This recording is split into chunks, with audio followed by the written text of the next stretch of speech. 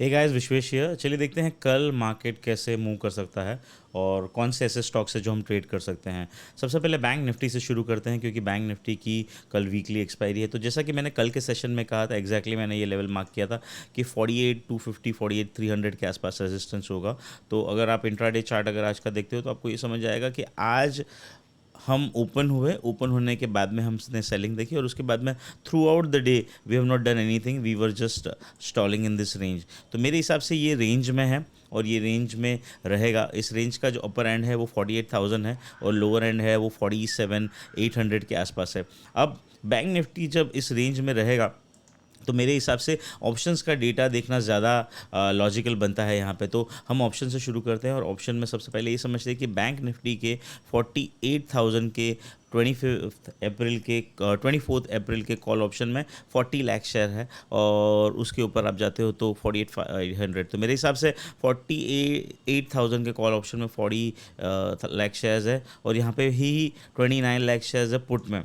और अगर आप आज देखोगे तो ओ आई सी 90 लाख के कॉल जुड़े थे और 56 लैक्स के पुट जुड़े थे। मतलब today the call writers were dominating. और अगर आप देखोगे तो 33 लाख एक्स्ट्रा राइटिंग हुई थी। इनफैक्ट आप 3 करोड़ शेयर कॉल में है और 2 करोड़ शेयर पुट में है। Now what does this indicate? This indicates कि इन अ वेरी नियर टर्म ऐसा हो सकता है कि कॉल राइटर्स ज़्यादा डोमिनेट कर रहा है। और अगर आप ओ आई स्टैटिस्टिक्स देखोगे, मतलब ये सेम डेटा है but in terms of a bar chart आप देखोगे तो आउटस्टैंडिंग हाईएस्ट पोजीशन है 48,000 के कॉल में। तो कल 48,000 के कॉल राइटर क्या करते हैं वो बहुत बड़ा डिसाइडिंग फैक्टर होगा और 48,000 के पुट में ही ज़्यादा ओपन इंटरेस्ट है। तो मेरे हिसाब से कल के दिन के पॉइंट ऑफ व्यू से आपको ये समझना होगा कि अगर मार्केट को मूव करना है तो 48,000 के कॉल राइटर को सम सॉर्ट ऑफ अनवाइंडिंग दिखानी पड़ेगी। ये आज के दिन का ओ आई चेंज है। आप देखिए, huge writing, almost 1 crore share writing in the call and about 40 lakh shares writing in the put. और कहाँ पे राइट हुआ था? 48, 48,100, 48,200, 48,600, 500 सारे कॉल में राइटिंग थी और खाली 48,000 के अकेले में पुट में राइटिंग थी। तो कल के दिन में अगर 48 का पुट राइटर भागता है तो प्रॉब्लम है और 48 का कॉल राइटर भागता है तो अच्छा है, बिकॉज फिर हम एक्सपेक्ट कर सकते हैं ऊपर जा सकता है। अब अगर हम मैक्स पेन देखते हैं बैंक निफ्टी का, तो 47,900 के आसपास का मैक्स पेन है। तो अब हम अगर चार्ट पे जाते हैं, जो मैक्स पेन का डेटा समझ में आ रहा है वही हमारा चार्ट भी इंडिकेट कर रहा है, विच इज़ दिस लेवल 47,900। अगर ये टूटा तो मेरे हिसाब से फिर बैंक निफ्टी के अंदर में यहाँ तक कम हुआ सकता है, विच इज़ 47,700 के आसपास।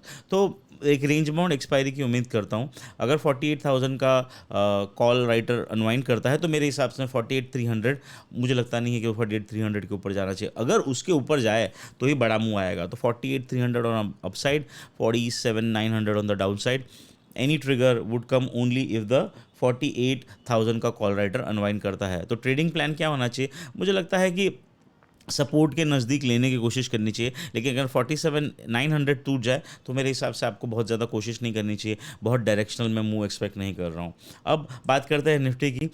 निफ्टी भी आज अच्छा खुला। अच्छा खुलने के बाद में रेंज बाउंड हुआ। मैंने जो कल आपको बोला था कि अगर 22,400 450 के आसपास मिलता है तो यहाँ पे बहुत ज़्यादा करने की ज़रूरत नहीं है। और आप देखिए उसके बाद में एग्जैक्टली वही हुआ। मार्केट जो है वो पूरे दिन रेंज में रहा। अब निफ्टी का डेटा जो है वो मुझे रिलेटिवली बुलिश लगता है। मतलब ये पूरे साइडवेज रेंज के हम लोअर एंड पे हैं, 22,300 के आसपास मेरे हिसाब से लोअर एंड ऑफ द ये रेंज है। तो अगर निफ्टी 30-40 पॉइंट और नीचे मिलता है तो खरीदना चाहिए। और उसका रीज़न क्या है? उसका रीज़न ये है कि ये लार्जर कंसोलिडेशन में एक some sort of a bullish formation कर रहा है और इसमें से निकलेगा तो 22,600 तक जाएगा। और निफ्टी की एक्सपायरी जो है वो 25 को है। तो मुझे लगता है उसके पर्सपेक्टिव से हम एक्सपेक्ट कर सकते हैं कि निफ्टी अगर कल नीचे मिले 22,300, 22,250, ये 50 पॉइंट की रेंज में मिले तो निफ्टी को लॉन्ग करना है। स्टॉप लॉस 22,200 के नीचे रखना है। मुझे लगता है 22,500, 22,600 हम मंथली एक्सपायरी में देख सकते हैं, जो थर्सडे को है।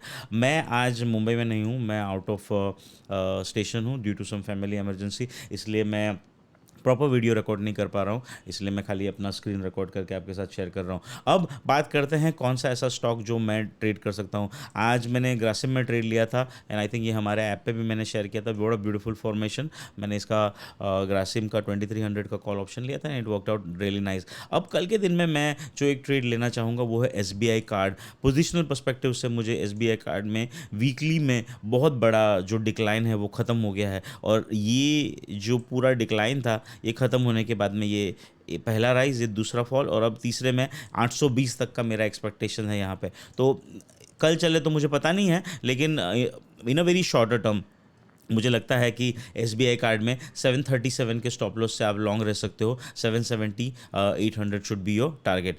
अब जो दूसरा ट्रेड मुझे कल के दिन के लिए अच्छा लग रहा है लॉन्ग साइड में, वो है ओबेरॉय रियल्टी। 1445 का स्टॉप लॉस, और अपसाइड में मुझे लगता है 1540 1580 तक के टारगेट हो सकते हैं। अब एक और अंडरलाइंग जो मुझे अच्छा लग रहा है, जो मैं हमारे ऐप पे लॉन्ग हूँ और मेरा पर्सनल पोजीशन भी लॉन्ग है, एज अ डिस्क्लेमर बता दूँ, तो वो है mid cap select. Mid cap select का 29 अप्रैल का 10,800 का कॉल ऑप्शन।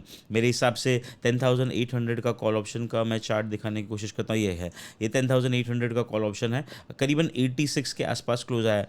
कल अगर ये 76 की रेंज में मिले तो 40 रुपये के स्टॉप लॉस से मुझे लगता है इसको लॉन्ग करना चाहिए। मुझे लगता है निफ्टी मिड कैप में हम एक तेज़ी एक्सपेक्ट कर सकते हैं, और वो तेज़ी के मुंह में निफ्टी मिड कैप जो है वो 10,970 तक जाना चाहिए। और अगर आप इसका डेली चार्ट देखोगे तो यहाँ पे और ज़्यादा पॉसिबिलिटी है। ब्यूटीफुल हैमर है, ये जो रिट्रेसमेंट था ये ओवरऑल यस एग्जैक्टली 50% रिट्रेसमेंट है। तो मुझे लगता है ये हाइज पॉसिबल है मिड कैप सेलेक्ट में 10,930 के आसपास। तो 150-200 पॉइंट की अपसाइड हो सकती है मिड कैप में। तो 10,800 का कॉल ऑप्शन अगर 60 से 70 में मिले तो 40 के नीचे का स्टॉप लॉस रख के आप लॉन्ग कर सकते हो। तो गाइज ये था आज का मार्केट एनालिसिस, कल देखते हैं क्या होता है।